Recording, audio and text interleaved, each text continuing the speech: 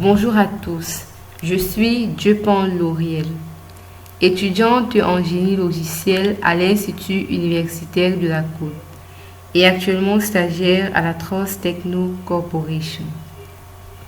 Le but de cette vidéo est la création d'une page de login en VB.NET. Pour mener à bien ce tutoriel, nous débuterons par la présentation de l'interface de notre application. Par la suite, l'ensemble des fonctions qui meublent notre code. Sur l'interface de cette application de login, nous avons trois champs texte. Les champs texte sont réservés pour la saisie des informations de l'utilisateur, respectivement son adresse email, son mot de passe et la confirmation de son mot de passe. Par la suite, nous avons un bouton de login qui permet à l'utilisateur de valider un enregistrement. Regardons à présent comment fonctionnent tous ces éléments. L'utilisateur saisit son adresse email dans le champ texte réservé. Nous saisirons par exemple lauriel-dupont@gmail.com. Si le texte respecte la formulation d'une adresse mail, un check vert apparaît à gauche pour indiquer sa validation. Par la suite, il entre son mot de passe. Le mot de passe doit contenir un minimum de 8 caractères, au moins une lettre majuscule et au moins un chiffre. Il apparaît sous forme de point afin de le rendre confidentiel. Mais l'utilisateur peut, pour se rassurer, démasquer son mot de passe en cliquant sur cette icône de l'œil. Nous voyons bien un minimum de 8 caractères, une lettre majuscule et des chiffres.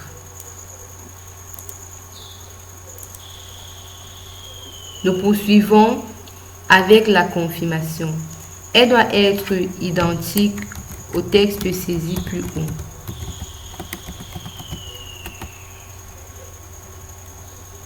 Au cas contraire, une croix rouge apparaît pour indiquer sa non-validité. Une fois ces informations remplies, il est temps pour l'utilisateur de les enregistrer grâce à ce bouton de login. Un message apparaît à l'écran disant que vos informations sont complètes. Alors, que se passe-t-il lorsqu'une information n'est pas valide?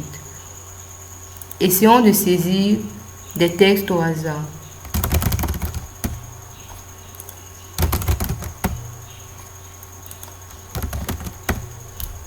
Au clic sur le bouton de login, un message apparaît à l'écran disant que la confirmation du mot de passe est incorrecte, votre email n'est pas valide, votre mot de passe n'est pas valide.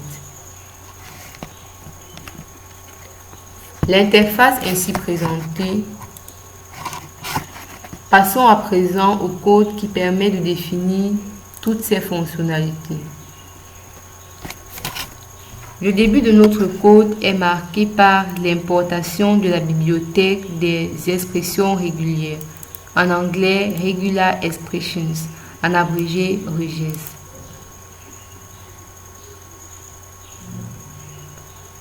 Import system.text.regular-expression. Alors, cette bibliothèque a pour rôle de définir des règles appliquées à un texte donné.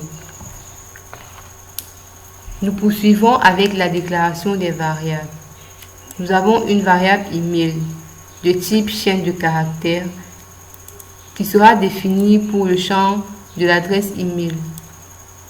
Par la suite, la variable password pour le champ du mot de passe qui sera définie pour le contrôle du mot de passe.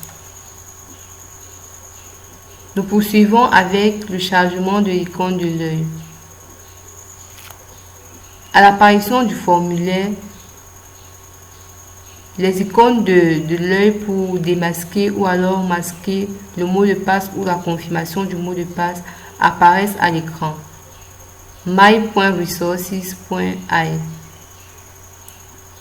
Ces images sont chargées dans le fichier ressources. Dans ce fichier, nous voyons bien les images utilisées sur notre formulaire. Nous poursuivons avec le contrôle du champ email. Si le texte saisi, c'est-à-dire txtemail.text, vérifie la registre de l'email déclaré plus haut, le picture box correspondant prend la valeur de l'image check-vert ci-après, cette image ici. Au cas contraire, le picture box prend la valeur de la croix rouge.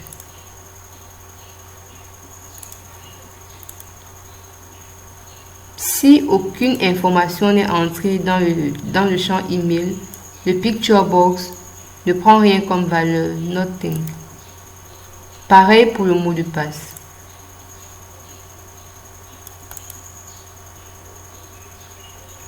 À la saisie de la confirmation, si elle est différente du mot de passe, alors nous avons une croix rouge. Et si les deux sont identiques, le check vert.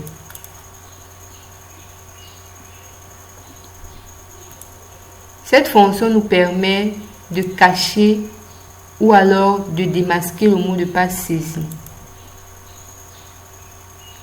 Si le texte entré dans le mot de passe, nous souhaitons le voir, nous définissons un use system password character à true.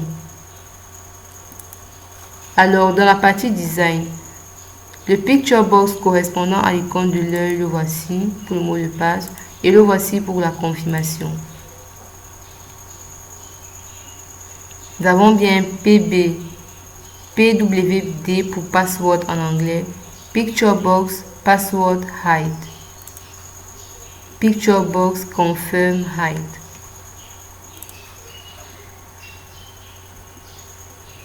Voilà. Nous faisons pareil pour la confirmation du mot de passe. Alors, au clic sur le bouton de login, que se passe-t-il? Nous écrivons d'abord une procédure d'initialisation qui permet, comme son nom l'indique, d'initialiser les différents champs du formulaire, notamment de vider le champ de confirmation, vider le champ du mot de passe et pareil pour l'adresse email. Par la suite, nous déclarons une variable de type chaîne de caractères nommée erreur, réagissant aux conditions suivantes. Si la confirmation est différente du mot de passe, alors la variable erreur prend la valeur la confirmation du mot de passe est incorrecte. Par la suite, si l'adresse email ne vérifie pas la registre décrite plus haut, ce texte apparaît à l'écran. Pareil pour le mot de passe, votre mot de passe n'est pas valide. Enfin, comment fonctionne cette variable erreur? Si la variable erreur est différente du vide, c'est-à-dire si elle contient un message, alors le texte apparaît avec le message correspondant, soit la confirmation est incorrecte, votre mot de passe n'est pas valide, ou alors votre adresse email n'est pas valide. Par la suite, la fonction initialisation init écrite plus haut est exécutée, c'est-à-dire les champs du formulaire sont vidés. Dans le cas où la variable erreur ne contient aucun message, c'est-à-dire est égal au vide, alors le message qui apparaît est « Vos informations sont complètes ». Il apparaît dans un message box, c'est-à-dire une boîte de dialogue avec pour titre « Login ». Cette dernière fonction permet de fermer notre application. La fonction « Close ». Voilà, c'est tout pour ce tutoriel. Nous vous donnons rendez-vous dans la prochaine vidéo. Merci.